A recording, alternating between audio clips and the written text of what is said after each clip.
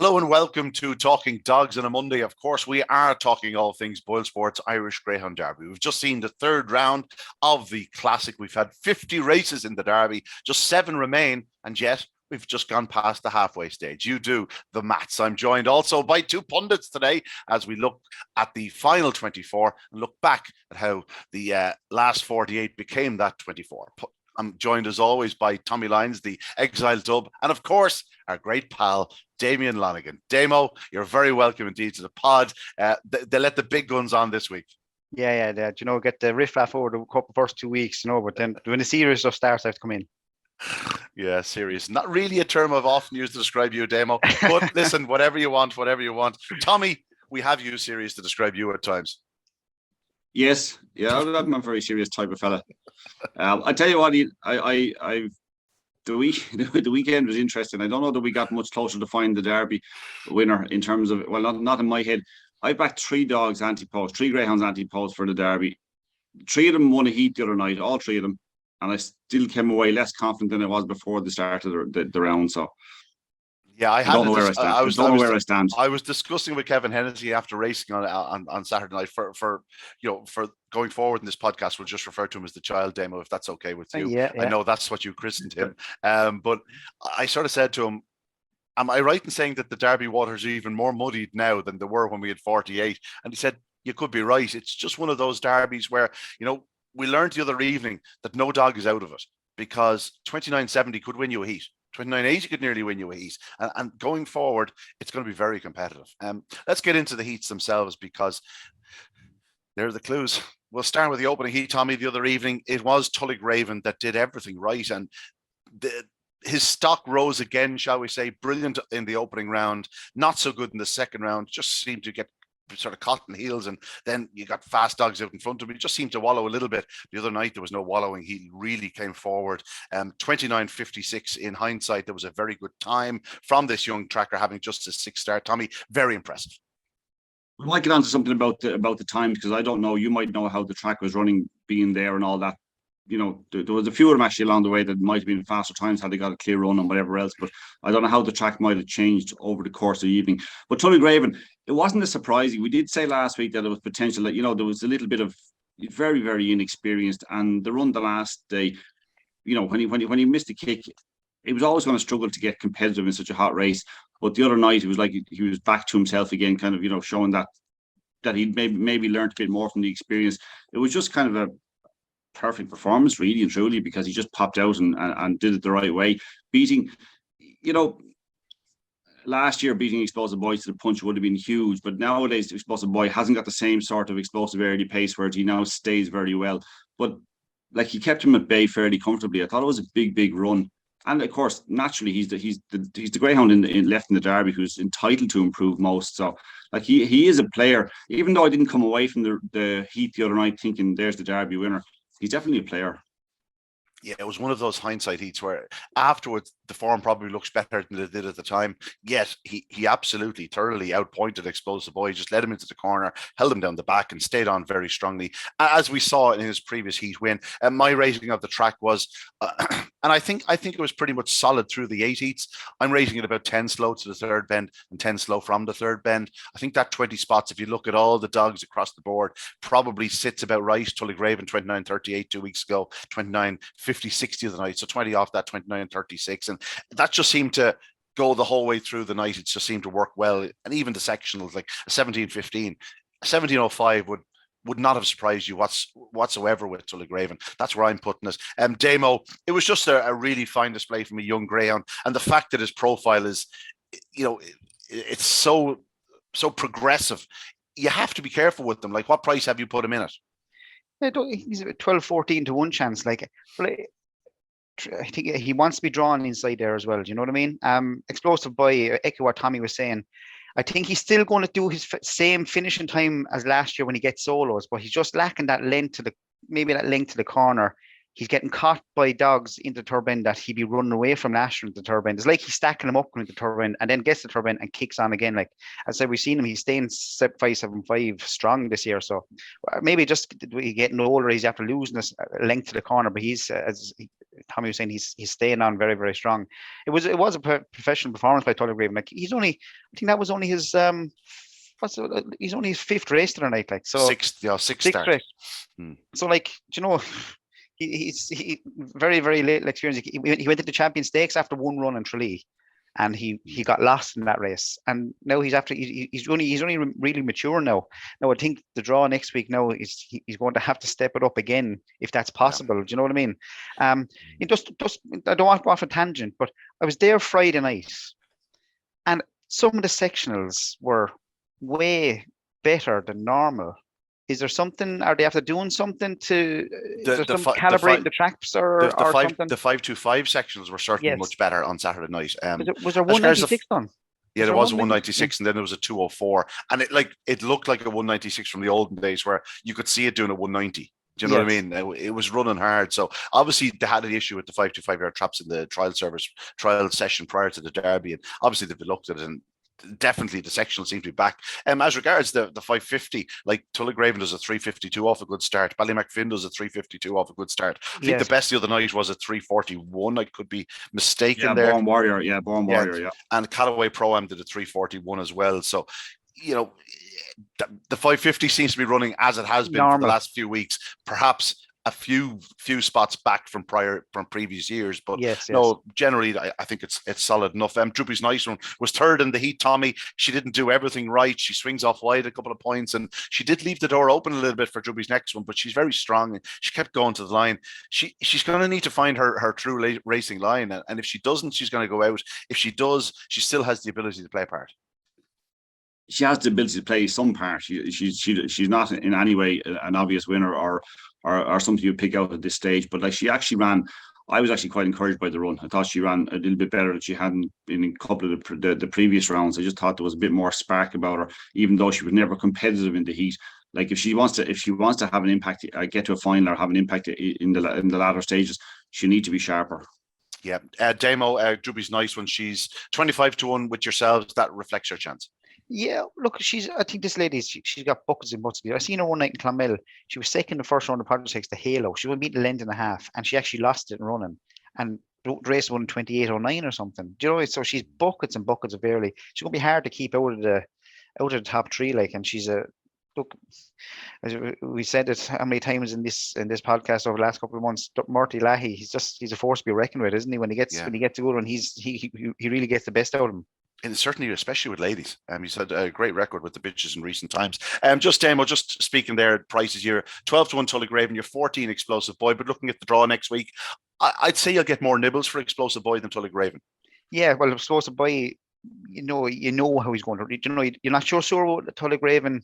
If he takes a flyer, you're fine. If he doesn't, your anti-post ticket just might be in the bother. But with Explosive Boy, he's never going to be able to picture. Last year, if he didn't lead, you were saying, right, we're in trouble. But this year, he could nip through. He could be last off the corner and still find himself in 3rd, maybe qualifying. Do you know what I mean? So and I can't understand how people aren't latching on to Explosive Boy.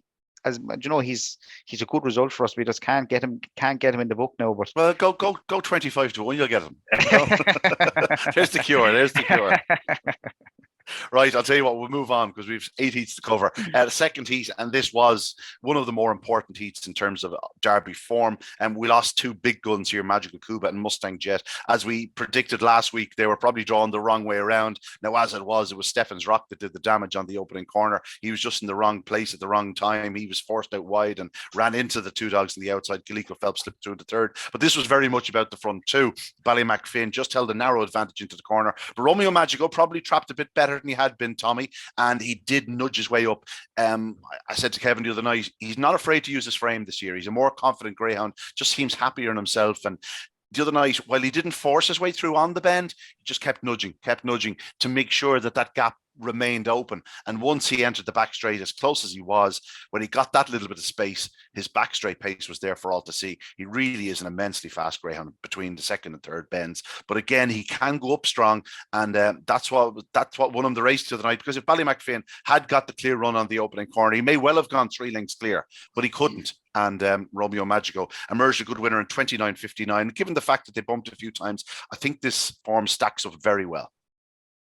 It's exceptionally good tracking, is what that was, because and down purely to experience, if you ask me, because there were, if you had a Tullygraven, say, in the exact same positions he was around the first 2 bends, you might say he might pull back because it's quite tight. He's about 3 parts of length down, and it's quite tight, and the dog in front is kind of not drifting off, not leaving the space there. But Romeo Magico, and that's not running down Tullygraven, I'm just saying something of so little experience. Yeah. Whereas the Romeo Magico had the experience and the determination to stay with Ballymacfin as close as he could all the way until the opportunity came where the gap opened and he quickened through it. I think what we saw in that heat was that little something extra you need to win a derby. He's obviously an English Derby winner. He's a dog of immense class. And Ballymacfin is a really, really good pup, a really promising sort. And we saw the other night where that little step up needs to come from the likes of Ballymacfin or any of the other dogs in the Derby who haven't quite or aren't proven, say, at close to this level. Say, so there's that injection of pace from Romeo Magico down into the third bend to take over from Ballymacfin. There aren't too many dogs that will come from behind him and go and win a heat and win it as impressively as Romeo Magico did. I haven't backed him to win the Derby. I'm not inclined to back him to win the Derby. But I do respect, probably more than any other greyhound in the Derby, I respect the fact that I know he can beat me if he's there. If he turns up in the final and I have something else in the final, I know he can definitely beat me. He's a dog that he doesn't capture the imagination in the way he does things, or he's not really, really flashy in anything he does. But the quality is not, it's undoubtedly there. And I think he is that type of dog that, unless he does things completely wrong, he's probably going to be a finalist, isn't he? Yeah, he's got a tough draw the next night. And interestingly enough, the question you'd ask if they were reversed the other night, how would it have gone? And they are reversed the next night. They're in 1 and 2, but the other way around, it could make a big difference. Yeah, but he did swing a bit wide, didn't he, into the straight and that sort of. So I don't think I'd have that much of a concern about it. Again, it's a bit like what I said at the start of it. It's the experience he has to know how to track and how to race. I think that was a nice step forward from him in the Derby, because that was a nice test. Ballymacfin's a proper pup, like a proper dog. That was a nice test of him, and he came through a flying colour. So I'd be encouraged. I'd say if Connections would be absolutely thrilled with that performance. Yeah, Graham, I'd say barely had this dog off the bench, Damo. He looked like he was in need of a run, perhaps in the opening round, just in terms of rustiness, more so than fitness, because he showed unbelievable pace, both first night in defeat and the second night in victory. But the other evening was a more polished run from him. The time certainly stacks up. While it is 5 spots slower than the previous week, it's no question a faster run. In pure terms. Ballymacfin did a 17.01 to the corner the previous week. For Romeo Magico to be able to stay with him into the corner and then outpace him down the back straight, it's just testament of the absolute gears that this dog has. A fine display by Romeo Magico. Ballymacfin lost nothing in defeat, and he's still one of your leading fancies in the book. Yeah, look, Romeo Magico, I'll hold my hands up. Before he won the English Derby, I kind of, he's a dog I didn't have much respect for. I know he was an aeroplane, but I just thought he was a dog that, he'll do a sub 28 second run this week, and then he'll throw in a bad one or two and then be back again. I just thought he was a dog that didn't have the consistency of a true champion. Jesus, he's really, really made a fool of me. Like what he done in England there the other night. He might similar enough to Explosive Boy. Is he after losing a small touch to the bend and staying on a lot stronger this year? Well, he's certainly a stronger greyhound. Now, he still showed plenty of early dash, but perhaps, I know what you mean, last year maybe he would have got up inside Finn at the corner, but God, he is a much stronger dog. Like, to not lead into the back and still win by 2.5 lengths is very impressive. Come here, if he stopped in running at between the first and second bend, like, you could lay them at any price. Do you know what I mean? I thought Ballymacfin, after the way he ran against Good Cody in the first round, because he chased him hard, doing 29-20 run. I thought Magico was going to come. He's going to be second best here, and he actually blew him away into the third bend. And I said, went down to win by 2 lengths. If he stopped it, I said between the first and second bend, I wouldn't, no way. I wouldn't have backed him. And definitely, if you double the price, that he's going to win by 2 lengths, I would have said, no, you're fine. I would have thought Finn was a certainty. So that was a spectacular run, and he's really, really after throwing himself into the mix. Even he was in the mix beforehand, but he's actually there. He's there at the top now. They're 6-1 and 10-1. Second favorite Romeo Magico at 6-1. Ballymacfinn is joint third at 10-1. And you've made a statement there. You believe both greyhounds can win the Derby. Oh, like Ballymacfinn, his runs in the first 2 rounds were fantastic. But like what Romeo Magico done to him, I thought that was for me. It was the run of the night. I know it wasn't as strong a heat as the one we were coming into later on with your Hoffas and your Ballinadoo Leads and Callaway Pro-Ams, but just what he'd done to a good greyhound was spectacular. Yeah, it was. And the third qualifier there was Coleco Phelps Tommy. Every year, one of this type of greyhound qualifies to final, or seems to be most years one of these types of dogs gets through to the final. He's immensely fast, but just he's losing his races at boxes. But to turn relatively close the other night, just there was a moment or two off the second. You're going, hang on a second here, but no, the quality of the front two, he was never going to pick them up. But he's a dog that continues to sneak through. 357, sure, he came out under the bars by his standards. That's, I mean, flying, if you look at his previous, absolutely flying. 367, 379, the two previous rounds. Yeah. He's out under the bars. Imagine what he'd do next week. He's immensely fast. We kind of half laughed about him last week because he does 360s and 70s for fun. It just seems to be his way. 357 is definitely a step in the right direction. Maybe the track being a bit slower probably helped him too. Yeah, Demo, 66-1. 66-1. Look, we spoke before. He's a dog. What distance what's his ideal distance? It's about 640 yards. I don't know too many races over 640 yards. But like, he's a dog. You've no doubt put him around a solo, he'll do 29.50. Like, do you know what I mean? Yeah, he got immense gears. It's just funny. I was in the office Saturday night, and just looking at the book for that race, Magico and Finn. Magico was absolutely friendless. Like, everything was just Ballymacfinn. Every accumulator had Ballymacfinn. Like, that was one of the better results we got on the night, and it's an English Derby winner, and he's 15 to. It's. I was going to say, as a sport, there tends to be real recency bias, but it's not as if Romeo Magico didn't impress the previous week, because he did. But I suppose the fact that Ballymacfinn looked so polished and so sharp in victory was the reason the punters came from. I have to admit, Romeo Magico was the one I backed the other evening. Just thought the prices were skewed. I thought he had every chance of beating Finn. Like, bing bing, it's trumpets. No, but those who fancied Ballymacfinn got it right. Like, do you know what I mean? They didn't get it wrong. They got it right. He laid, everything. He'd done everything bar win. Like, so. But like, it's unreal. Like, the way that they all the Magico was friendless, and like, if you told me that an English Derby winner winning the heated Derby was going to be one of the best results of the night, I would have said, yeah. What land are you coming from? Like, we'll move on. Go ahead, Tommy. It's interesting what Damien said there, and it's dead right. Like, if you're in most cases in greyhound races, like you're betting on what's going to happen in the first 25 yards, and like you say, I'm fancying this to lead, and I know he stays well. I mean, it's exactly like Damien said. That's why I was so impressed with Romeo Magico too. It's that. If you put them at the positions that they were at the first spend, you'd say, geez, Finn is in great position here to win this. Yeah. So I mean, if you backed him, you think, I've done this right. You think you do everything right. The next thing, Magico comes away and just blows you. Oh, yeah. Your shoulder's hurting from patting yourself in the back. Like, moving on to Heat 3. Listen, I'm a fan of the dog. Now, don't get me wrong, and this isn't after timing. I was sort of speaking to someone before the race going, like, Hanover Phantom's a crazy price here. I went 6-1 on top of the card. I thought that was probably his price. He goes off 2-1 joint favourite.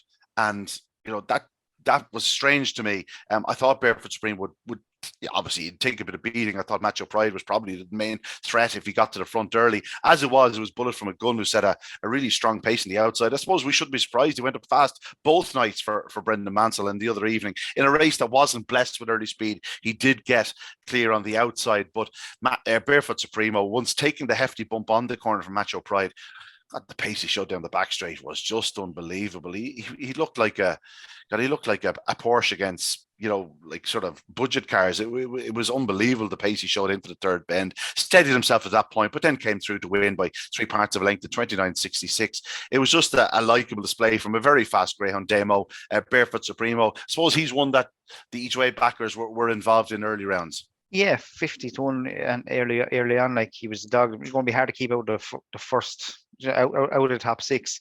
I got like he was look at the gears he was showing in Toaster, doing everything wrong, and he was flying home. And remember the first night, who did he run down the first night? Was it Bubbly Apache. Bubbly Apache?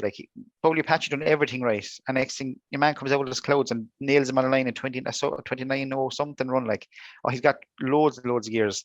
I remember one night back in Shelbourne in 4-dog race, and Stories Pee Wee pips him on the line over 5-5. Like I'm kind of going, oh my, how did I get Barefoot Supremo beat after leading? But then she'll look at Stories Pee Wee can do. But anyway, it was a fantastic run. But he was another dog, friendless. A 5-4 chance area of the week goes off 2-1, and I'll be honest, I kind of fancied him too, but he kind of hard to back at that price. You can't really back him. He's one that you'd like to back in better company at 5 and 6-1. Yes, but like you knew with him after second bend and the race it was, you knew you're holding the golden ticket if you did back him, But no, bundles and bundles of gears, he's going to be hard to keep out of the frame every night. I thought that Savannah Hero Dog coming into it, I thought he was a dog that might be just going under the radar, but he's got plenty of gears, but just, he hasn't put it all together yet in this company. But he's a dog that no doubt has the engine. But we've only seen his best when he's managed to get loose early, and it's not going to be easy to get loose early in this derby. No, and look, we're into the quarterfinals now, Joe. I always say the first 2 rounds, when you put up the betting for the track record to go, if it doesn't go in the first 2 rounds, I think you're safe, because they start tightening up, and then you start finding the bumps going to the corner, because it's after leveling up a small bit. All the good ones are going to be in together and that. But look, and sure, Bull from a gun, I think that's indicator that the owners are getting a good thrill out of that. Every night they're getting their pictures taken, finishing second and third. They just, it just shows you what it means, like to qualify in this derby, So look, I think one of them had a roared at Kevin over in the car park the other evening and said, "You're the." The fella that chinned us, shall we say. They're dying to get one win on the board. Who knows? You never know. Tommy, Barefoot Supremo, it was never in, I was going to say it's never in doubt. We never doubted his pace, is what I should say. It was no surprise that he came through the land of spoils. Bullet from good and running well in second. Savannah Hero did show loads of pace into the third bend. Didn't find an awful lot home, but they were the 3 that progressed. Anything to add? Savannah Hero isn't just doing it right at the moment. I think that's the issue there. I think we all concede that there's definitely ability there. He needs to fly out some night and maybe see what he can do. It looked a good opportunity for Barefoot Supremo. It really did. It was the type of race that you thought might fall back into his lap a little bit. Now he had to show lovely pace down to third bend, as you said, and I thought Bullet from a Gun battled on again when past. Tried his best, it was a fruitless task with a dog that stays so strongly. I think you're on him each way at big prices, are you? Supremo. Might have a nibble, yeah. Yeah, he's again type 1. You'll be hoping to sneak into third place over the next 2 nights and see what happens in the final. I know Kevin and Paul would certainly take third place the next 2 nights. You know what? I might take it too. We'll move on. Heat 4. And this was Callaway Masters. It was the slowest of the heats. It was 17.55 to the third bend, Bademo, but he shifted a hefty bump on the corner. He rode it very well. He's just the dog doing things right at present. I think he's definitely surprised Owen, and I know he's certainly surprised you over the last few weeks.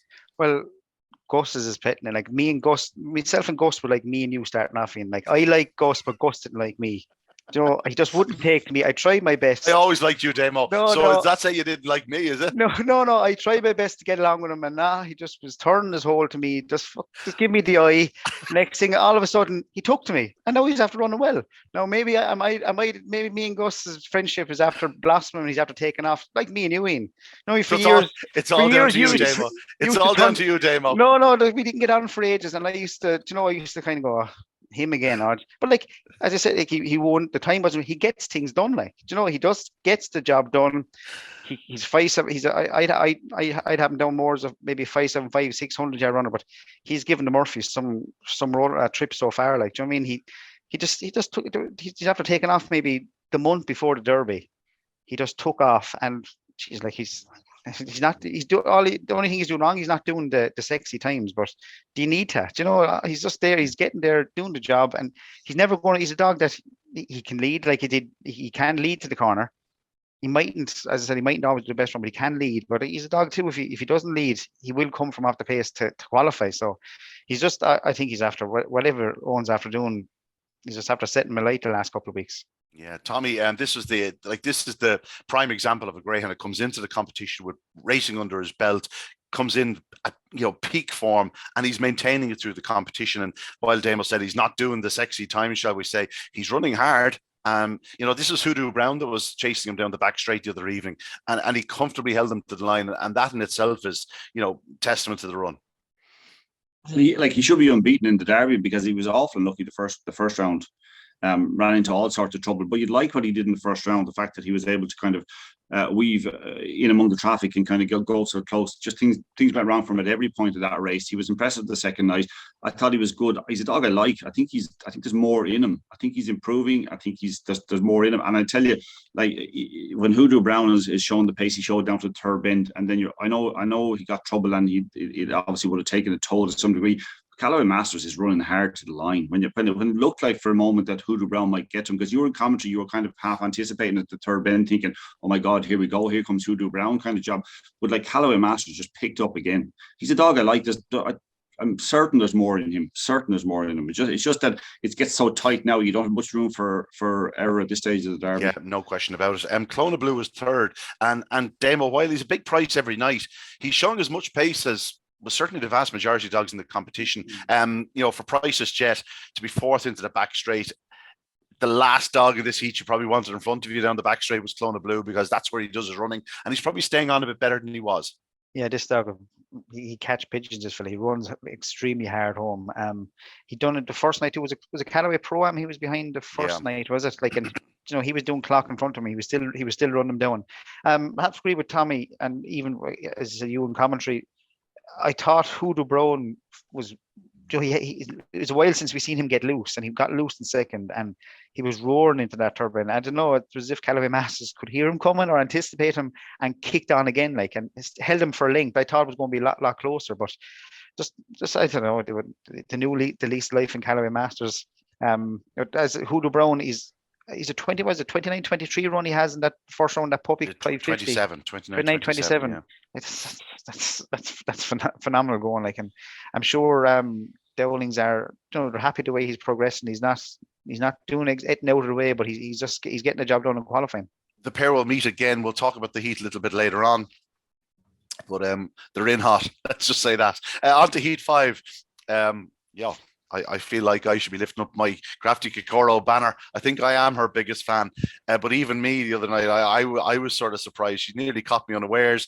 Born Warrior once again showing tremendous early speed. Damo, he has all the pace to the third bend to be a serious Derby challenger. That manoeuvre off the final bend is a concern. But let's say if the Derby final is made up of 3 or 4 early pacers and a couple of strong runners, and he's off the front, he could still take a bit of catching, but he is swinging very wide off that last bend. And in the end, Crafty Kokoro got up by a length. She's 12 off the pace at the second bend. She's probably still the guts of 8 off the pace at the third bend. She does 29.65. Born Warrior's doing 17.14 to the third bend. So by my reckoning, she's doing it in around a 12.01, 12.02, 12.04, something around those, which is just unbelievable from the third bend. She's an absolute aeroplane. Oh, she's unreal. Like, the Born Warrior fans, you're reading on Twitter, they were worried about the draw, that he needed a ping away. He did that. So Born Warrior done everything right. I thought this is Heat now we're after getting right. We kept him short. Lovely. Next thing, looking at the third bend, Crafty Core still 10 behind. Was she? Well, she's not quite 10, but she's certainly a good 7 or 8. She definitely at least 8 behind. And to be honest, I kind of had to watch that heat a couple of times on the morning. Did this actually happen? We know Born Warrior isn't the strongest of stairs, and he gives away a length of that swinging wide. But like, what she done home was frightening, absolutely frightening. Actually, it was one of the highlights of the night. Actually, seeing it was the one heat that I watched the most. Saying, am I seeing this right? And it was a fantastic one, And as a Born Warrior, done everything right. He does a 29.40 the week before. So you think, when he's in front, he's going to do the business again. But no, Crafty Couture didn't read the script anyway. Yeah, Shane Divley posted on Saturday morning that cocky and confident the dam of Crafty Kokoro had just had a litter to Pastana, all blacks. perhaps all flying machines like Crafty Kokoro. It was a good day for the Divilly clan, Tommy, because this lady just ticks along nicely. She's like, she is the epitome. I know we've said a lot about dogs. Oh, they're going to be hard to keep out of frame. At this stage, it's not as hard to keep out of frame as you think, but this one really is going to be hard to keep out of frame. Yeah, well, after the first round, I said I thought that we were looking at a Derby finalist, and I was kind of disgusted with myself. I didn't put her in the book, long odds. I did the other day before that heat, because the draw was so good. I thought she's surely qualified. Now, I didn't think. Now we have to say that like, it opened up for her off the last bend. Obviously, she's doing superb running. It's parting of the Red Sea stuff from between the last two bends all the way home. She gets just the most glorious run. Crypto Punk, who runs a middle course up and a middle course home and whatever else. And the stories, Pee Wee our eyes are fantastic. We're trying to get a run. It was moving off a bit and just opened up along the inside. Now you still have to do the run. She'd have qualified regardless. But I only added her to the long odds book the other day at 50s, just because I thought the price was a bit big still. It's only a small each way bet, and I've only got 4 places on it. But I'm kind of disgusted with myself, because she just appeals as that. She can be as far behind as Damien said, 7, 8, 10 lengths at one point, 7 or 8 lengths still at the third bend, and still win by a length in 29.65 without getting the clearest of runs at one point. You definitely take 20 spots off if she do it in her sleep, 29.40 something. She mightn't be good enough to win a Derby, but at least if you're in the final, if you can get that far, you'll be thinking, you know what, you don't need a huge amount to go in her favor to give her a chance, because that's how strong she is. So it was an incredible performance. You have to really like her. Born Warrior is going to struggle. He's got that explosive early pace, but I don't know where we get all the rest of the really explosive early pace from the outside knocked out of the competition, if you know what I mean. He's going to be up against a Callaway Hoffa or yes. What else on the outside? Buckles, Budsit, and those dogs are just going to be the worry for him going forward. Even a bullet from a gun, something like that can just do enough of traps to worry him. I could see a lot of the middle seeds maybe getting knocked out next week, but the wide seeds, I think there'll be a few of them will qualify all right. So I just think that I think you'd like to think that you'd have to have trap 6 to really be explosive early and show his best. So he has that kind of X factor we talked about. There's a bit of at least there's something really special in his early pace, and you need something that you think that, hey, if I could produce my very best there, maybe he'll give me a chance in any race. So look, I wouldn't say there's no hope, but I definitely think he needs to step a little bit forward. Yeah, I wouldn't say his stock went down in any way, shape, or form in defeat the other night. I think Crypto Punk stock went up again. I thought he ran a big race last week. I thought he ran extremely well. Like, let's say Crafty Kokoro's not in the race. He's beaten a half length, having not set the pace. I thought it was a very likable display by Crypto Punk and his dog going forward. You just can't dismiss. And the fact that he stays that middle of the path, it's worth keeping in mind, because he is an inside seed and he's potentially one that just get in the way and, just cause one or two of the faster dogs a little bit of problem. We lost out three wonderful dog stories. Pee Wee and Beach Avenue both went out. Beach Avenue, particular people will be sad to see him go, because he is just such a wonderful greyhound, such a remarkable tracker, so popular, and he's so fantastic. Was running so well from Michael Core. No mean a miracle sort of to the final for this fellow, but no, he ran very well through the competition. And stories Pee Wee will be remembered for that brilliant run last week. On to Heat 6, and this was the hot one. This is one we were waiting for, and it just didn't happen for Balnabola. He was actually coming into a lovely position at the opening corner. He was just probably going to get the better of Mary's Wedding to turn a close third, and he got clipped by Droopy's Rocker, who Balnabola just couldn't clear. In the end, it turned into a bit of a 2-dog contest and then a 3-dog contest. Callaway Pro-Am, Coolavani Hoffa, both going up very fast. 341 for Callaway Pro-Am. Hoffa probably showing marginally the better early speed into the corner, but Pro-Am driving up the inside, not giving an inch, and the two went absolutely toe-to-toe to the third bend. I have them both down for the 17-10 because I'm not going to try and separate them. Perhaps Hoffa was half an inch in front, I don't know, but it was desperately tight, and every time Hoffa seemed to try and go, Callaway Pro-Am drove again. And I'm not saying he was jealous or anything like that, but he was a dog that did not want to be passed, and I loved that about him. I thought he was absolutely brilliant. And while the clock Kevin wasn't impressed with the clock the night. He was wondering why did they only do that clock after doing a 17:10. Well, they were rubbing shoulders around the bottom two bends, and Mary's Wedding picked up 3 lengths of them in a matter of strides. And that would suggest to me that they were rubbing shoulders, just getting in each other's way. But what a tussle it was. Mary's Wedding tried to join up the inside, Hoff on the outside, and Callaway Pro-Am in between runners went, "No, I'm not having it, lads." And he stuck his neck out and he emerged a good winner by a head. It was an absolutely thrilling encounter, and all 3 lost nothing.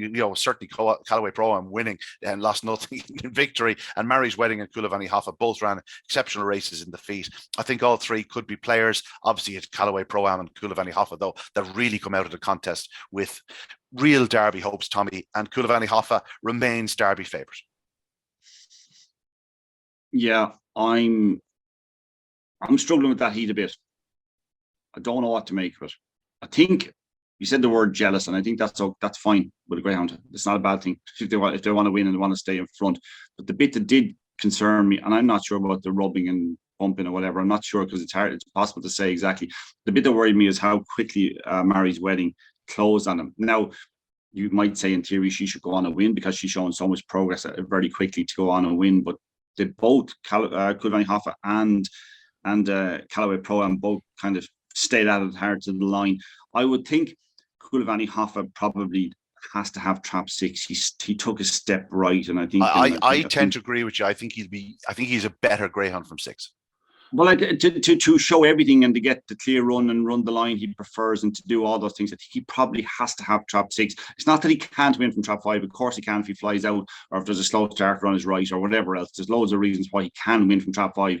But I think to be show his very best and like the run he did last week, he's going to have trap 6, and then he can run his own race. Callaway Pro-Am has a good draw next week, actually. Has a decent draw next week, I think. And actually, he's got an excellent draw, to be quite honest about it. And I think he qualified through. So what the time I can't explain, and maybe they did hold each other up by the fact that they were both showing so much through the race, and there was a little bit of competition between them. And I'm in front, no, because Coolavani Hoffa showed a little injection of pace into the third bend. I thought, there he goes, he's going to go on now. And next thing, Callaway Pro-Am, just exactly like you said when you were intro on the race, that Callaway Pro-Am said, "Oh, no, you're not," and kind of showed a spurt of pace too. So it was a cracking race. I'm not exactly sure what to make of it, and I'll be watching both greyhounds very closely next weekend, which isn't much good for anybody who might be thinking of having another anti-post bet. But I'm just a little bit confused by the heat, to be honest. I'd be interested to hear what Damien says about it. Damo.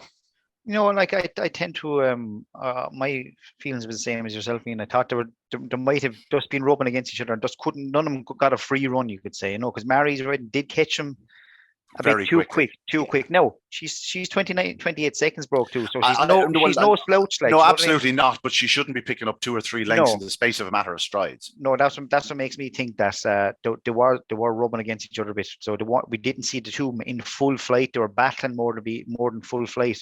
As I said, it was a race that we expected fireworks in. We did get the fireworks, but if you just replace Ballinabulades with Mary's Wedding, we'd be talking about this race for the next 10 years. You know what I mean? That we were all expecting Ballinabulade, Crafty Hoffa, and then one of the others to be in it, but Callaway Pro-Am did dictate us. No, the first, like, if you think back, the first Coolavani Hoffa's first round run to a second round run, they were replicas. Yeah, the time was 40 or 50 seconds of a point 40 or 50 spots in difference. I was 31 spots. Yeah. Well, there was a bit of a difference, and I thought they were replica runs. So I was actually disappointed with Hoffa's first round run, and next thing he comes out and does 29-31. Yeah, there we go. There we go. But no, the time I wouldn't be as concerned, I'd say, as Tommy there about the time. I would have had him. That's what the reason that Mary's Wedding. Like, we'll never know because we're not. If we had Ian any chance to get a drone there around the third bend, so we could get more detail into these things. But no, look, it was a fantastic race, an unbelievable race. Which did you call going to the line? Did you call a right, or did you? I seen you. I know. I like. There was no doubt Callaway Pro-Am was up, and I would always give it to the outside as regards second and third. The photo finish was dreadful. It was terrible. You couldn't see much in it, but it was clear that Hoffa had that couple of inches on Mary's Wedding. But no, it was a great run to the line. I think. I do believe that Hoffa will be better on the outside, and I think both dogs will be hard enough to beat the next night, from their respective draws.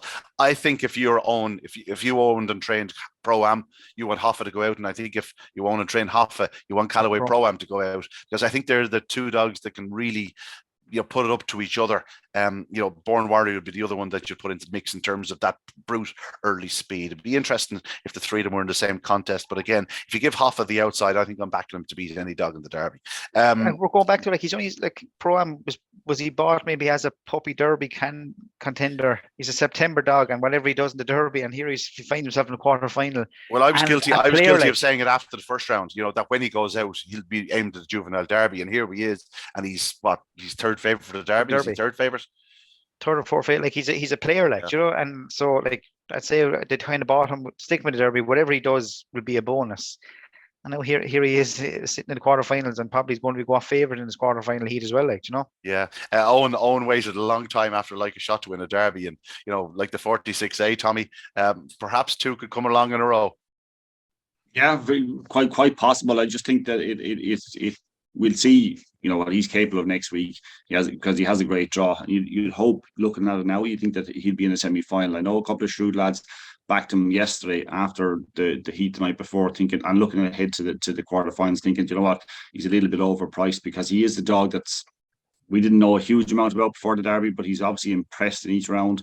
Even if you only won ahead the other day, and I say I'm a little bit confused, a little bit uncertain about the heat, he still beat Kulvani Hoffa.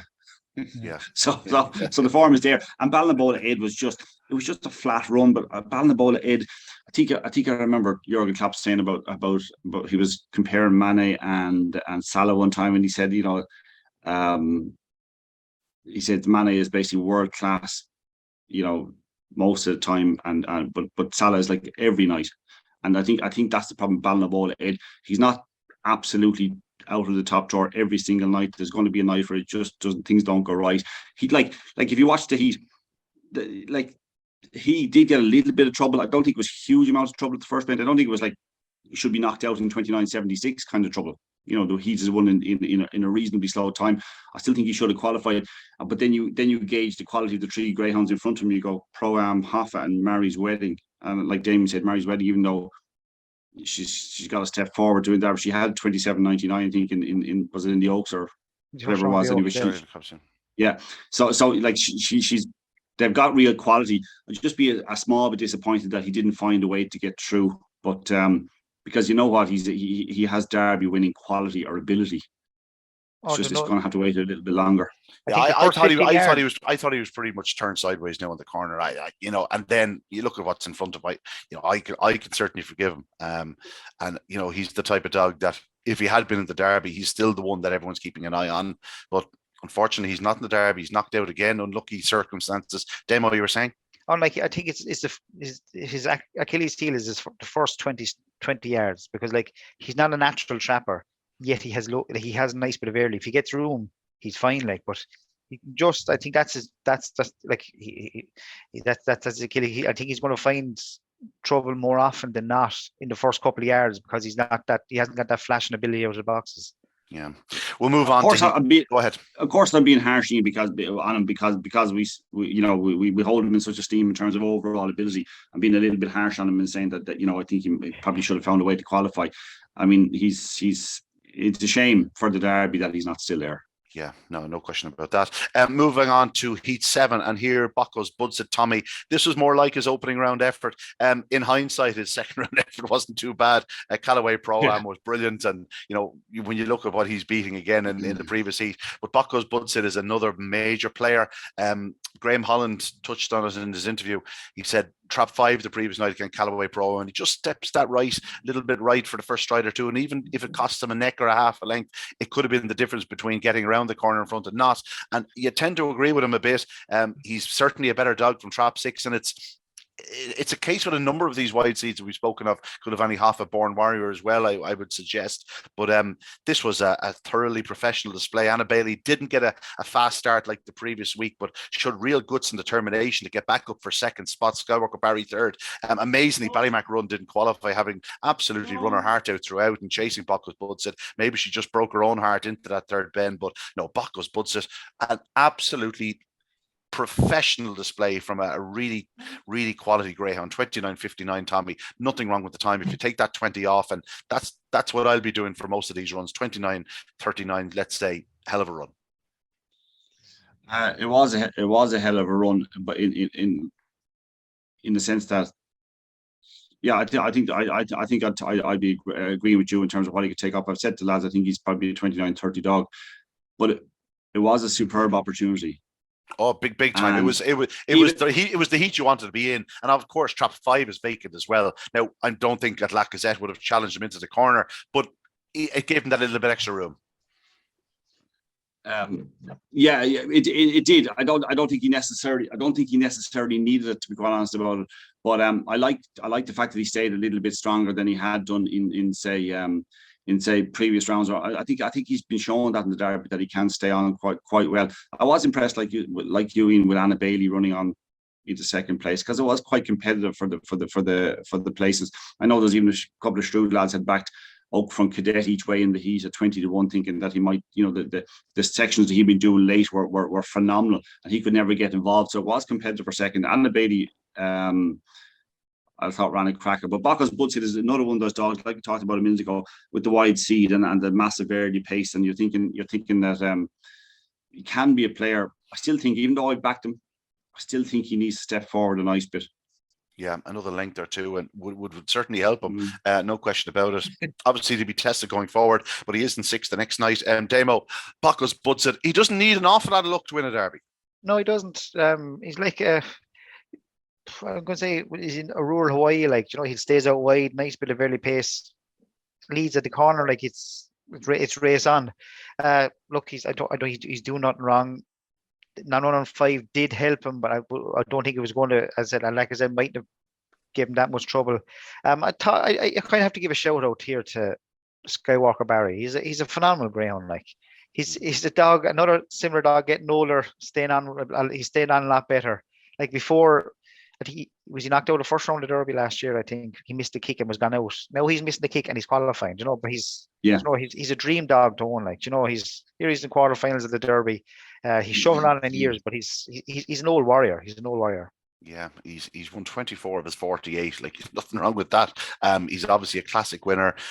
He's been, as you've always said, Damo, he's danced every dance. Danced every dance. And Anna Bailey in second. I think we'll move on. Oak from Cadet going out, as did Ballymac Run. Ballymac Run will no doubt turn up in the juvenile derby, and given the pace she's shown over the last 3 or 4 weeks, she's not one you'd be ruling out too lightly. Oak Front Cadet, I'd love to see him stepped up and trip again now. I'd assume that's the first protocol, maybe a 575, 600 on Derby final night, something like that. He certainly has earned his place in one of them, and just wouldn't mind seeing him over 750 in time. You never know. And on to the final heat of the round. And here, well, Vincenzo emerged a good winner in the end. Tommy, you were suggesting earlier on that one of your anti-post picks won. And while he did win well and he posted the fastest time of the night, there are little issues there down the back straight. You're going, oh, get away from them. And it was a bit more workmanlike to the third bend. Obviously, from the third bend, he's immensely strong. He absolutely flew home. He was aided by traffic in behind, but the way he came home, it didn't matter. They weren't getting to him. But you're just concerned, I'd assume, to the third bend with this fellow.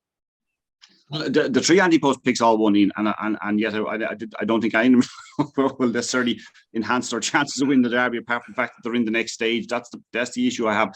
Vincenzo obviously is my main bet. Did a 344, which is the joint second fastest section of the round, which you think, oh, that's good. And then you watch him going down the bend. Now, down the back straight, you're thinking, well, you've got the pace. Why isn't it showing? The beauty of it is, with him, is that even though I at the moment you can crab it, and it looks like it very much looks like he's performing at 90%. That's what it looks like to me. You know what I mean? Down to the third bend now, he's phenomenal home. He does look like a dog that has another couple of lengths not to find. He will find them, is what I'm saying. They're definitely there. He has the clocks anyway. He has the clocks from previously, right? But it's a bit like Born Warrior and Coulibaly Hoffen needing 6. I think he needs 5 at least. I think 4 is even too tight, too close to the rails for him. He stepped right. it's not the right line for him. It's not the line he enjoys from 4, even though he has winning form from it and, whatever.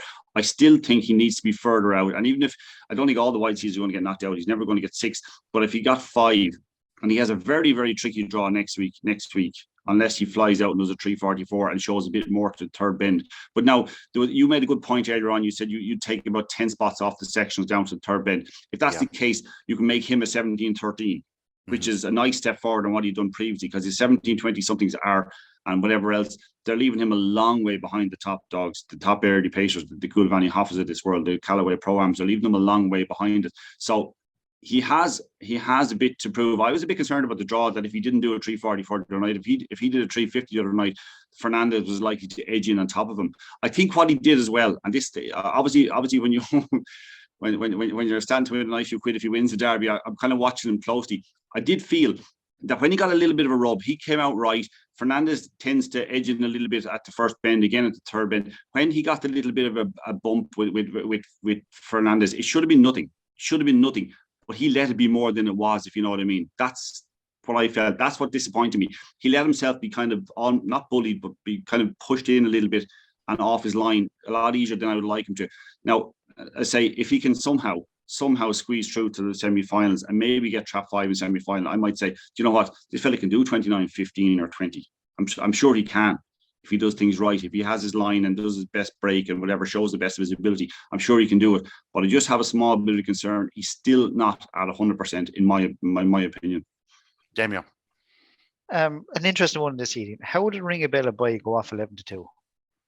Yeah, no, don't get me wrong. I was talking him up all week, but I put him at 10-1 on the card, as opposed to 16-1 with the firms in places. I don't know. It was just one of those that he's well housed in the fence, and he'd been shown loads of boost. Like, he's only beaten 4 lengths by Vincenzo last week, and that was a good run.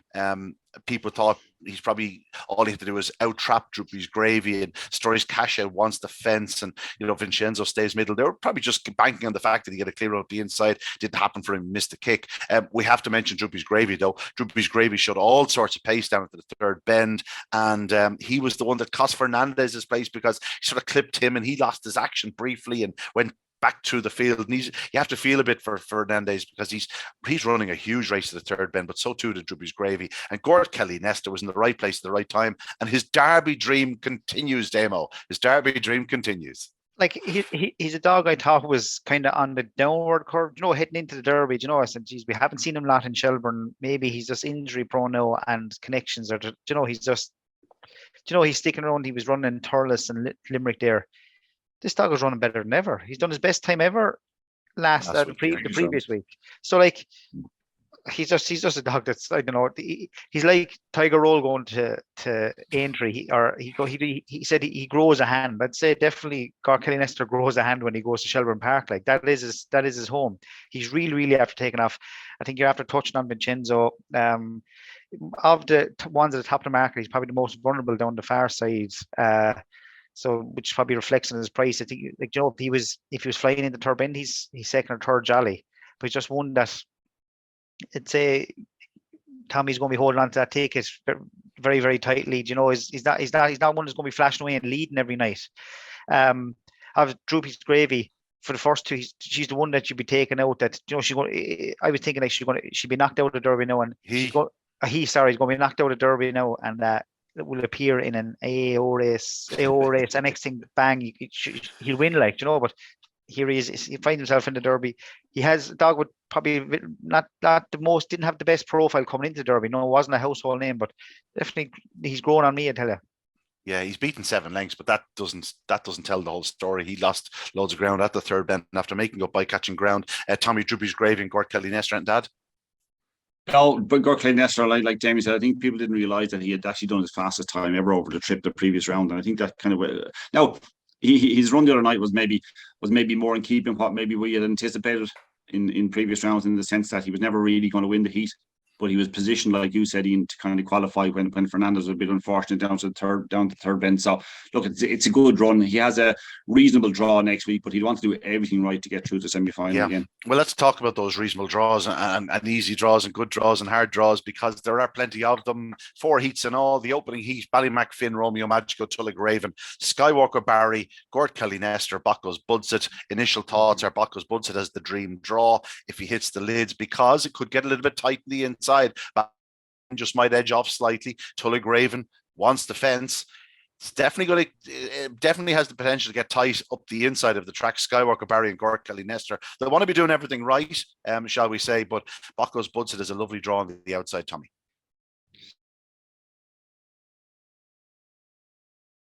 See how this is priced, because Ballymacfin, and Damien touched on it earlier on, he said that like he quite potentially a different dog from Trap 1, or might be certainly improving. He did his 29.36 the previous round from Trap 1 with a 344 sectional. Like Bacchus Budset's best sectional in the Derby is 2 342s and 344. So if he's only ahead of him, you know, the Ballymacfin has the advantage of the inside, is going to go on down the back. So this will be an interesting race to see how it is priced, because obviously Romeo Magico is a massive player. Tullagraven has the ability, or certainly a dog that can potentially have the ability to go and win the Derby, but he has got the trickiest draw of the lot, I think.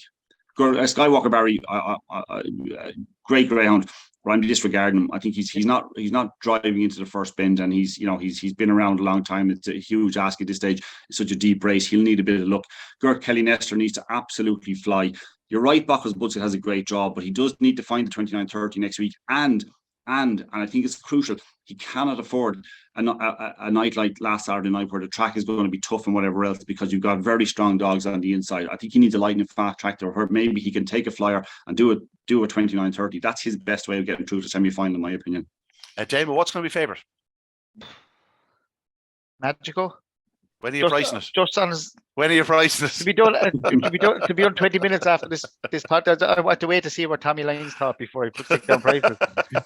No, on reputation, Magico is probably just going to have to be maybe jolly. Like this time last year, we'd be talking about Skywalker Barry being in the mix going to the corner. Now he's not even being counted. You know, you don't even have it on your mind. Look. What we make favorite early and what was off favorite could be two totally different things. You know, it's a heat. Well, I can't see Magico starting favorite, Tommy. Can you? I think people will back Finn. They'll be more taken by him. Just like Jamie said earlier on about Magico, he was ignored last weekend. You know, and I think he's the type of dog, because he's not flashy. He's class. Ability wise, he's superb, but he's not flashy, and I don't think he's ever caught the imagination of people for some reason. And I think it's what Jamie said. It's even the style of racing has changed a little bit. So I think Ballymacfin has a great draw. Budset has to be third favorite, hasn't he? Yeah. I don't think he can be. I don't think he can vie for favoritism. He really can't. Do you know, as I said to Ian a few times, when looking at a race, if you're finding it hard to price it, it's going to be hard to pick the winner of it as well. Do you know what I mean? It's just one of those races. I'd rather just there's a trees on chance. Unless you make a major rick, nobody's going to be just diving in on one, because it is tight. It's hard to call the winner. That's going to be the same. This is a race where from my point of view, when I don't have to worry about pricing, I look at the prices later on and go, oh, I think that might be a bit bigger, and I'll take a chance, but then know that there's a good chance I'm not backing the winner anyway. Yeah. It's one of those heats where you might end up backing something you don't particularly fancy, be wrong. Your price is wrong. Yeah. We've all been sucked into that one. Go on. You could back something at prices on Tuesday, and they could go off. You could back Ballymacfin at 2s and 94, and next thing he could go off 3s on the night. You know, you just don't know with Betfair after coming in now. If someone just forms opinion, that's it. Like, you know, what wins it, Tommy? Oh God, I'd say at this stage, I'd take a chance on maybe the top. Just the whole fact that he's back in Trap 1, he did the big time from that trap, and even though Magico beat him the other night, maybe it'll let him find the extra length or 2 lengths or something to get away from Magico, and that might be the difference. So I think I probably very slightly favour Finn. Demo. I went Finn last week and it got done. I'm going to go with Magico this week. Okay. Do you know what? I'll go with Budset. To hell with it. I hope you're writing. Whether that appears on top of the card now on Saturday night, I don't know. We might change our mind 4 times before we do the form guide. On to Heat 2. Hoodoo Brown, Callaway Masters, Crypto Punk, Vincenzo, Kulavani Hoffa, Savannah Hero. First instincts would suggest it's a good draw for... I was going to say it probably is a good draw for Hoffa. He will take a step right himself. So if Vincenzo, as Tommy's alluded to, does take a step right, Hoffa should be able for it. You'd imagine he'll have the early speed to lead around the corner here. And Crypto Punk is perhaps a little bit of a danger. Vincenzo in those first few strides also. But Hoodoo Brown, Callaway Masters, and Savannah Hero, it's difficult to see any of them leading Kulavani Hoffa. It's a good contest, Tommy, but I think there's no doubt that 5 will be favours. Yeah, no doubt. But there'd be a very different race if Savannah Hero decided this was the night he wanted to do a 341 or 2, because then Hoffa steps out on top of him. Vincenzo steps right. Crypto Punk, an inside seed, steps right, or certainly moves right on the run up. So does he move any further right than 3? We've seen him from 2. He does. Yeah. No, he does. Watch him out of 3. He does. He certainly does. He'll move out to at least lane 4. But no, he won't come straight out of traps. He'll do it on the run up. But he has that early pace to be a factor in the race. So this is where Vincenzo dices with the exit door. He either pops out and does something very good and early to hold his position against Crypto Punk, and then qualifies if he can hold it because he stays so well. But I think because Savannah Hero is leaving his races at traps at the moment, it's not a bad draw for Kulavani Hoffa. He has to be quite short. He wins. Yeah. If you are the connections, Vincenzo, if I told you now that they were going to clear Crypto Punk in the first 10 strides, they'd be more than happy with that. He qualifies if he does. Yeah. Damo, your thoughts on it? Well, I just say England have PL with the lanes in and out, and Ireland have TL now. That's where we'll start calling. ED, exile dub. No, I think it's Hoffa. I just we're talking about waiting for Savannah Hero to show his. So when he hadn't done the first 2 rounds, I don't think he's going to do it. You're not going to see a sub 340 now.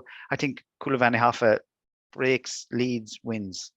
Okay. Yeah, we won't complicate things. We are certainly not complicating things. I'll go with Hoffa to win. I think Vincenzo will find a way, and I think one of Hoodoo Brown or Callaway Masters will progress. Tommy, you're the same sort of Kulavani Hoffa to win. The beauty of Hoodoo Brown, we talked about earlier, him doing 29-27. He did that off a 363. That's pretty phenomenal. Yeah. So he's a danger to some degree, but I just think he'll have to do too many things right to win the heat. But I think he'll probably qualify. That said, Callaway Masters is so strong, and I definitely think there's more in the dog. I can't decide. I'm just hoping. Look, I'll be crossing my fingers that Vincenzo qualifies. Yeah. Okay. I think we're all aware of that one. On to Heat 3: Barefoot Supremo in 1, Droopy's Gravies in 2, Mary's Wedding 3, 4 Kalico Phelps, 5 Born Warrior, and 6 is Droopy's Nice One. I think it's fair to say Born Warrior will start favourite here, Damo. What way do you see the Heat going? He can't put lead here, can he? Even if he misses a half a length, he leads here. Yeah. And it depends if he does the Siege of Venice off the last bend, if he's going to give away too much ground.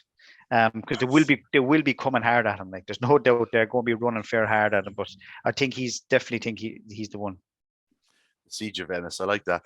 Tommy, what's your take on it? I think Born Warrior is the obvious leader. Go a long way clear. Mary's Wedding mightn't have a bad draw. If she could produce her best break, she could be a real player, because you wouldn't have a lot of competition for the early lead from Droopy's Gravy. Or Barefoot Supremo can go up reasonably well. He has a good draw too, actually, Barefoot Supremo. I'm going 1-3-5. Droopy's Nice One obviously has a chance of staying on into things, but I'm going 1-3-5 in some order. Likely 5-3-1, maybe 3-5, depending on the prices. I could back Mary's Wedding. Yeah, I have a worry about Barefoot Supremo. While he probably does like the inside, he has a tendency. I know the other night he got bumped off it. He does have a tendency to swing off that opening corner at times, and it just might cause a little bit of harm to other dogs. Now, he's a big 80-pounder himself. He's more than able to handle himself. But I think Born Warrior will be clear of any potential traffic, and I think it could actually be thrown into his hands. It would be no surprise to me if he was two clear into the corner and left 6 clear at the second bend. Does that make sense? And I hope that's not the case, but I think Born Warrior will be pretty short here, and I think it'd be very hard to stop, given the fact that he could really get loose in the early yards. Much will depend on if Mary's Wedding can hit the lids and clear the inside too. If she does, and she's capable of a fast start on her night, she's a big player. Yeah, like the two runs, even though like again slower on the clock, and you say take away 20 spots, her run the other night was pretty similar to her previous run behind Born Warrior. If she I think she's the one that's stepping more forward than Born Warrior. Well, the other night, to my mind, her run was a step forward, where his was pretty similar to the previous round to some degree. So I think she could potentially reverse that form. Okay, we're all going with Born Warrior though. Am I right, Damo? Yeah, oh no, I fancy Bowling. I think, as I said, he could miss it half a length, still find himself a length or two clear after second bend. He turn on the jets, then into the third bend, and hold your breath off the last. Turn on the jets like you in the nightclub, JMO, like you in the nightclub. And on to heat 4. In 1, Explosive Boy, 2, Crafty Kokoro, 3, Callaway Pro-Am, 4, Anna Bailey, 5, Clona Blue, and 6 is Bullet from a Gun. Excuse me. Despite their obvious qualities, I think the outside trio will be biggish prices. It'd be interesting to see how big they go with the likes of Anna Bailey. I think Clona Blue and Bullet from a Gun really do need to be at their very, very best, because while Explosive Boy may not have that blistering early speed anymore, he's got a lovely draw on the inside. He's going to be very hard to keep out of frame because he is so strong. But if Callaway Pro-Am hits the lids, gentlemen, on the evidence of the last 2 weeks, he goes round in front. He's a good thing. There we are. Simple as that, Damo. Hold on, I'll write this down. Sorry. Go ahead, Tommy. Go ahead. I think he's like I say, I am a little bit struggling, and if something happens that tells me that the run the other night was a little bit strange, maybe, I don't know, maybe I won't be wildly surprised. But look at on what we've seen, he's a real talent, and I think that you would have Crafty Kokoro in 2. She, like, even when she broke the other night, she went backwards to the bend, showed phenomenal pace. She's not going to pick up a Callaway Pro-Am. She's just not. He's just capable of doing too much. 29.33 the previous round. Explosive Boy isn't doing enough, in my opinion, to lead Callaway Pro-Am. And if he doesn't lead him, I think Callaway Pro-Am stays plenty well enough. He mightn't be an out-and-out freaking hard 5 feet running hard to the line. He stays plenty well enough. And he's beaten good dogs so far. Bacchus Butsid mightn't be a stair, but he beat him comfortably. Clone of Blue comfortably in the previous round. I think we're talking to Damien here. We probably shouldn't say it in front of him, but like, I think because Explosive Boy exists in the heat, Callaway Pro-Am might be a backable price. Yeah, I get that. I think they go up first, and Callaway Pro-Am probably leads. Explosive Boy is probably disputing second into the corner with Bullet from Gun, goes round in front of him. I think Crafty Kokoro gets a lovely run in behind, but it'll be well behind, and she could well pick up the pieces. But I think Callaway Pro-Am and Explosive Boy are the big two in this market, Damo. Yeah, but I fancy Callaway Pro. I don't make him a good thing though. Like, great. Good. 6-4, Damo. 6-4, Damo. No, like 7-4. Well done, Damien. No, with Explosive Boy drawn where he is, like, like, I just don't make him a good thing. Like, he's not going. There's no way he's going to be. He's not an odds-on poke, like, in my opinion. Like, absolutely, definitely not, Damo. Definitely, no. 11 days. 11 days. 11 no, days. I just won the field. I just don't think they won't be as far apart in the betting come Saturday night as we're talking, but definitely he's the one to beat. Crafty Kokoro I think she'd struggle to come from behind either Pro-Am or Explosive Boy, and the two of them definitely will be in front of her. Yeah, down into the third bend, like, she's the Divilly clan would certainly take third at this moment of time. Any set of connections would, even Dennis Murphy and Owen McKenna take third at this stage. With both hands. Yeah. Gentlemen, now go ahead. What price is Callaway Pro-Am to win the Derby? 10. Yeah, like, if he wants to win a Derby, he's got a perfect heat. Bullet from a Gun has big early pace, right? But he's going to stay out there, so he's not really a factor in the getting in the way stakes. Clone of Blue is slow away. Anna Bailey is a reasonable breaker, but doesn't have the same sort of early pace. Crafty Kokoro is very slow away. You've only got Explosive Boy, who isn't showing the same early pace as previously. Like, if Callaway Pro-Am doesn't win on Saturday night, he'll win no Derby. Write that one down too, Demo. Write that one down too. I understand, Tommy. I understand totally where you're coming from. I understand, but if Callaway Pro-Am was a 4 to 5 chance in the race, you wouldn't be having your week's wages on him? I think. Why would he have 25,000 on him? No, but yeah, I'm looking forward to seeing the way it's priced. Because I'm saying, I'm not being smart here. I'm not just trying to be. But anyway, I'm looking forward to seeing the prices of all the heats. I do think, like as I said, I do think Explosive Boy being in makes it difficult for you. It makes it more difficult for a non-compiler to get the right price, because I do think Callaway Prom will be a bit, based on the fact that there will be. You said, we talked earlier about Romeo Magico not really capturing the imagination, and people tend not to back him with heats and not to back him outright and all this sort of stuff, even though he is a candidate to win the Derby. Explosive Boy is the exact opposite. He's a dog that people seem to love and have done for some time, so they will back him. So I think, it's like you said about an earlier heat, there's potential for Callaway Pro-Am to drift during the week because people want to back Explosive Boy, thinking he's got the superb draw because he's got a slow starter to his right and he's got the inside line, and people will want to back him. And I hope that happens. So I'll let the market settle over a few days, and hopefully if it swings in my favour, I'll back Callaway Pro-Am. So we get a call. We'll get a call from the all shop. Do you know the customer? No. He's a man with a beard. Oh yeah. You haven't opened that shop yet. That's only a bank still. That's a call to arms there, though. Get that shop open for me, gentlemen. What wins the Derby, Tommy? Oh, Vincenzo. No, I don't know. He could have. Who wins the Derby? I think Hoffa will sail through his heat, so I think you probably have to. He's a deserving favourite. Demo. Yeah, if Hoffa had beaten Callaway Pro-Am ahead or half a length Saturday night, he's a 4-1 chance. Do you know what I mean? But yet he's beaten. He's not losing nothing to defeat. He's still 5-1. 3 runs to go. I think that looks fairly juicy. Yeah, as odds compilers, it's been a decent Derby for you, I assume. Yeah, we're getting the few of the bogeys are being knocked out. Every week. Usually, from this stage, there's still of the top 5 or 6 to make. There's going to be 4 of them in the red. So we still have Explosive Boy, not Explosive Boy, but Romeo Magico and Hoffa are obviously the 2 we don't want, but they're not. They could be a lot worse. Yeah.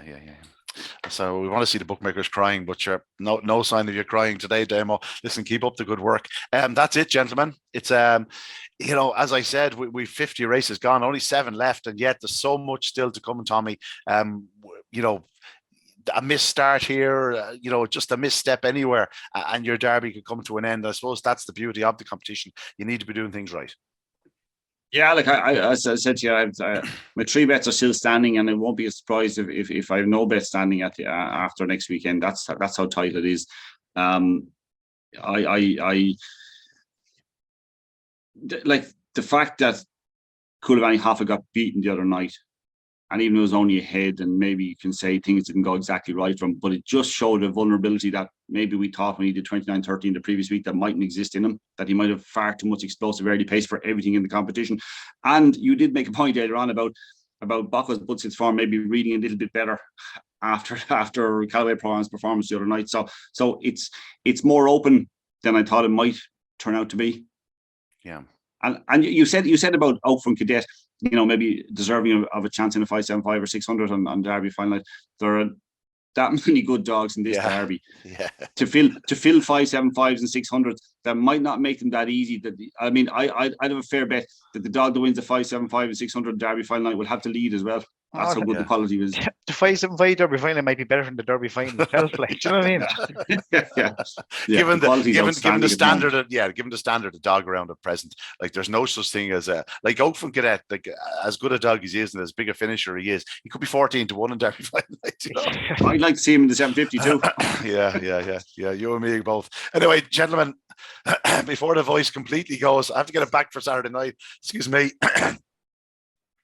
That's it from this Monday evening.